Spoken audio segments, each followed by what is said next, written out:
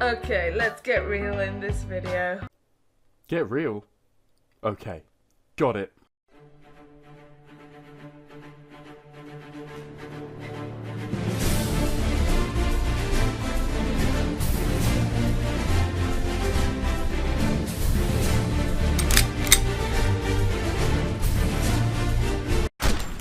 Shit!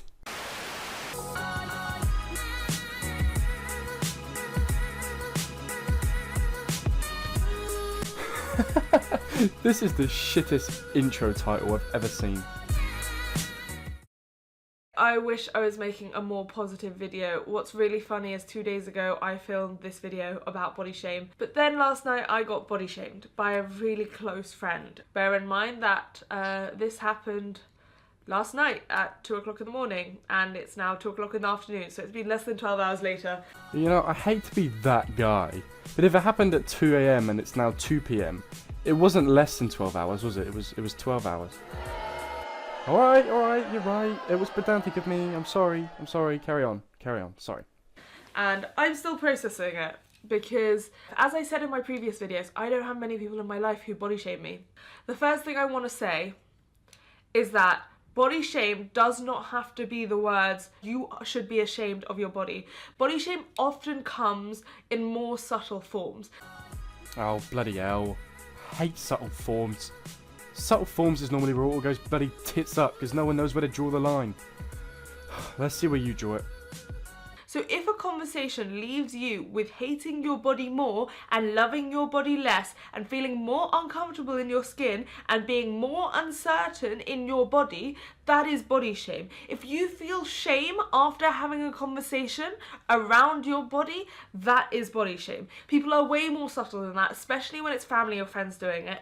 So know that you are completely valid in your feelings, even if other people don't constitute it as body shame. Christ on a bike. Think of the possibilities. Well, let's test that theory against some scenarios, okay? Scenario 1. A girl buys a lovely new top and she loves it. She reckons it makes her tits look incredible and her stomach perfect, right? She's got it in her head that when she asks someone how she looks, they are going to say, "Oh my god, you look fabulous," right? Now, she comes up to me and asks, "How do I look?" expecting, as we mentioned, for me to be blown away. Instead, what I say is, "Yeah, looks alright, yeah." No, I don't mean anything negatively by this. I'm just notoriously unenthusiastic about fashion and shit. so I'm not a complete melt or nearly as excited as she is. I'm not remotely suggesting she doesn't look stunning. Now, as a result of my comment there, she now hates her body more, loves her body less. It makes her feel more uncertain and more uncomfortable in her own skin. Have I body shamed her there?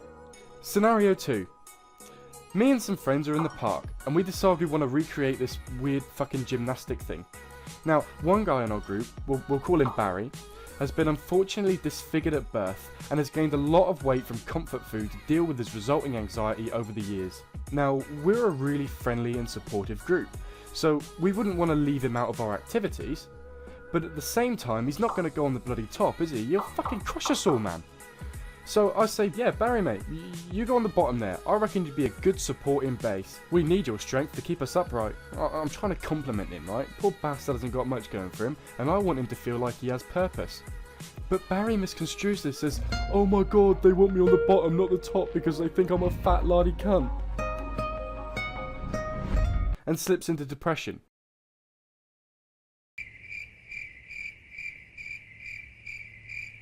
Sure, I did put him on the bottom because he couldn't physically go anywhere else without snapping people's spinal cords, but I'd never want him to think of himself as a fat lardy cunt, and I wouldn't call him that either. He did that himself. In these two scenarios there, they were both completely valid in their feelings, were they? Or were they just being a little bit too sensitive? Words have impact. Only if you let them. And it still throws me off that people find it acceptable to body shame other people publicly. I agree with you, to be honest. As someone who takes my fitness quite seriously, I think there are much better motivations than fat shaming. In fact, I'm not even sure it works at all for most people. And I know you say something similar later on.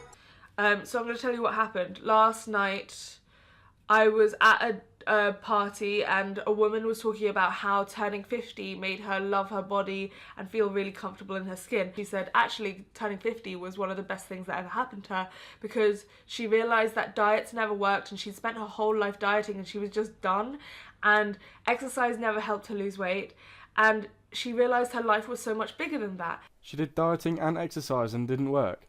Sounds like she was doing it wrong. And one of my close friends sitting next to her goes, "Oh, you should really try prebiotics. Prebiotics really work at getting your digestion going." And she was like, "Also, what do you put in your milk? What do you put in your milk in the way of milk or cream? Because that's really bad for you." So obviously I interrupted. I think it's really important to interject on body shape. Well, steady on there a second. It was a party, right? Was there music? Was it loud? Could it just be that your friend misheard or misunderstood the conversation? And even if she hadn't, prebiotics and milk in tea, that causes you to hate your body more, love your body less, and feel more uncomfortable in your own skin, does it? Talking about milk. Christ. Bloody hell. What a way to live. Especially if you're a body positive activist, but where you can. And I understand that sometimes it won't be appropriate and sometimes you won't feel strong enough to, but this was one of my good friends. So I did feel comfortable too, and I am in a place with my body confidence where I feel like I can, in pretty much all situations, interject, at least if it's someone else being body shamed. And I said, "Oh darling, she's not talking about weight loss. She said that she was loving her body exactly how it is." This woman knows the work I do as well. But she goes, "Oh, but Michelle, there's a difference between loving your body and being unhealthy." Well, yeah, she's right, isn't she? This chick can love her body all she wants. She's still going to die any second. I'm starting to think you're living in your body positivity coaching world too much. Now, she's talking about this woman in the third person. This woman is still sitting there. Then another friend interjects and goes, "You don't know that she's unhealthy." And I was like, yes, you don't know anything about her health, and the fact that you've assumed something is really offensive. Kind of like how you've assumed this 50-year-old woman actually gives a fuck. She's just told you she stopped giving a fuck at 50, so unless she was talking absolute bollocks, why would minor small talk about past experiences with probiotics or whether you put milk or cream in tea phase her? You're currently causing a scene because you've assumed our old lady friend cares. Which is highly offensive, I hope you know. She then started to talk about other stuff about my weight, and that's when I said, "I'm gonna go to the toilet," and I walked out at that point. Given that you've construed milk and cream as offensive body shaming, I'm quite interested to know what was said to offend you about your weight. Not saying I don't believe you, it would just be nice to confirm, that's all. But assuming this was out of order body shaming and not more milk and cream scenarios, I'd say you've done the right thing here. You've walked away. If I had continued sitting there, I would have had to justify my weight, I would have had to justify my size, and I would have actually fed into her beliefs. When you don't engage in the conversation, you don't have to do any of those things. I'm familiar with the tactic, my friend. In this culture war, I've seen many an SJW use this tactic. So I went to the toilet and I calmed down and I was just going to keep my distance from her for the rest of the evening. But then it really had affected my night for the rest of the night, so I was just like, you know what, I think I'm going to go home. So I was going to get my stuff and she noticed and came to stop me and she was like, "Wait, you're not going home because of what I said. You're being too sensitive." We can do a whole video on why that is an inappropriate way to start a conversation. Do it. I'd love to see a video that explained why it's instead appropriate to get offended over ridiculous things. Would be an interesting watch. I let that slide and she went, "It's just a differing of opinion, you don't have to take it so personally." First of all, I don't know what is more personal than talking about someone's body. My body goes with me wherever it is, so my body is inherently personal. Whatever you say about someone's body is inherently personal. So when you say don't take it so personally, it is personal because it is my person that you are talking about. Now let's talk about the differing opinion stuff. Fat phobia is not a differing of opinion. Racism is not a differing of opinion. Ableism is not a differing of an opinion. If your opinion delegitimizes other people, marginalizes other people, oppresses other people, or basically assumes that certain humans are better than other humans, that is not a differing of opinion. Oh, at the very worst, your friend, if she was your friend, was giving you brutal honesty. From what you've said, she said nothing incorrect nor oppressive. Come on, Michelle, you're being a bit extreme here, don't you think? And it wasn't great leaving the party early. It wasn't great for the birthday girl, but it was necessary for me. Oh, I'm sorry to say it, but it seems to me like a very selfish thing to say. If it was a person who I really didn't care about, if it was a person who wasn't as close a friend as this woman was, I would have probably said something like, excuse me, my body, my business. It had affected me really emotionally though, and that's why I felt the need to leave the room and leave the party eventually. You know, I don't know about all this, Michelle. For someone who makes a living off demonstrating confidence in her body, you don't seem to be very confident at all. It sounds like complete bollocks to me. But don't get me wrong, I'm not saying you shouldn't be confident in your body. I just don't think you are. Getting offended over the situation you've described, that's not confidence at all. That's you trying to kid yourself that you are confident, being met with a challenge, and then realising that you're actually not. The body positivity movement, right? It makes absolute sense to me in terms of, unfortunate disfigurations at birth of some sort, scars from surgery, etc, etc. Stuff that's outside a person's control. If someone is fat because of some kind of medical condition, explaining some kind of body malfunction that causes fat. Or, if someone is fat because that's what makes them genuinely happy, then more power to them. But look, if your friend suggests that you're large, and you feel inside you that you agree with them, and you don't like that realisation, surely the answer isn't to shove those thoughts into a corner and just avoid all conversation about health and fitness, etc., or get triggered over subtle forms of fat shaming, which, as we discussed, can lead to some pretty ridiculous issues in day-to-day life. But instead, the answer might be to take that hurt, think about why it hurt, and think about how you could change it, and then actually change it. Not for the people who fat shamed you, not for society, but because you know within yourself that there is something about you don't like. The other end of the horseshoe here, of course, is things like eating disorders. To the right person, what I'm suggesting here would be an astronomically dangerous thing to say, of course. But this is why I asked you to imagine who you were talking to. You said everyone, from skinny people to obese people. And it's the latter that I have a bit of an issue with. And the first thing I did, unconsciously or not, was put the pizza down. And whilst, yes, some people might go, oh, well then that's amazing, then you end up eating healthily. No, I ended up not having dinner. That's not healthy. When it comes to all this health stuff, the people who body shame really have no interest in health. This woman had been smoking 2 minutes before. Health can't be measured in terms of your weight. I am the person who smokes the less, I am the person who drinks the less, and I am the person who goes to the gym the most and probably is the fittest as well. But all she saw was weight. That's where there is no point in justifying your health. Yeah, sorry, that's a load of bollocks. Look, we know higher weight equals higher risks of certain health issues. That's a simple Google search away. Is it a guarantee? No. Is it the only factor? No. Is it a fucking good indicator? Yes. As for the gym, losing or gaining weight is a very, very simple issue to the average person, right? It involves calories in versus calories out. If you have more calories going in than are being burned, either by the gym or natural processes like maintaining core temperature, etc., you will gain weight.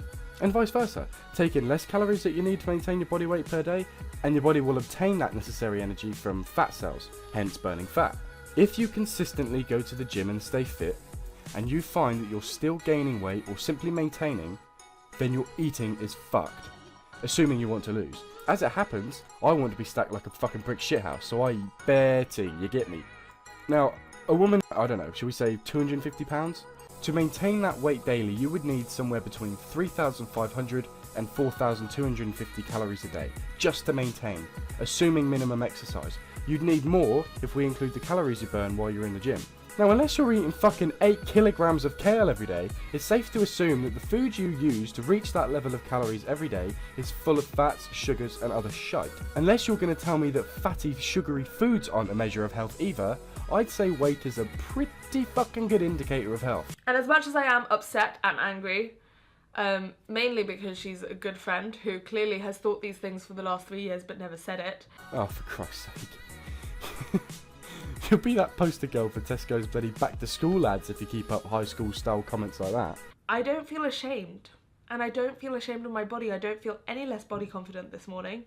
Last night I did have a few wobbles, but it didn't affect my confidence because I didn't let that shame in. That's fantastic.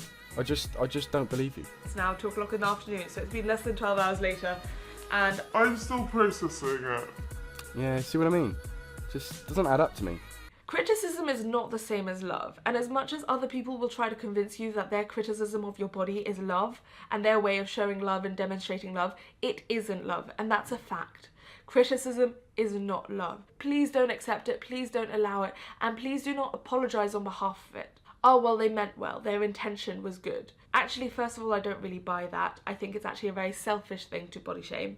Selfish like stropping out your friend's birthday party because someone said some things that accidentally hit a soft spot with you? But second of all, even if their intention was good and their behaviour was bad, you're still owed an apology. And if that person can't recognise that, then, at least for me, I question whether that person belongs in my life. You could avoid losing a lot of friends if you just tackle what was causing your lack of confidence rather than hide away from it. Just saying. I'm gonna fucking do one now. Would be nice to hear back from you, Michelle. All the best. Also, 2 weeks without a video. It's like a new record for me. Sorry about that. I'd like to give you an excuse, but honestly, I've just been lazy. Lazy and then had a load of visitors because my exams are pretty much over. If you haven't already, go ahead and follow me on Twitter at @trash_alert. I'll be sure to post there if I'm going to be a lazy dickhead again anytime soon. Which I won't. Promise. KK, later Mandem, safe ting.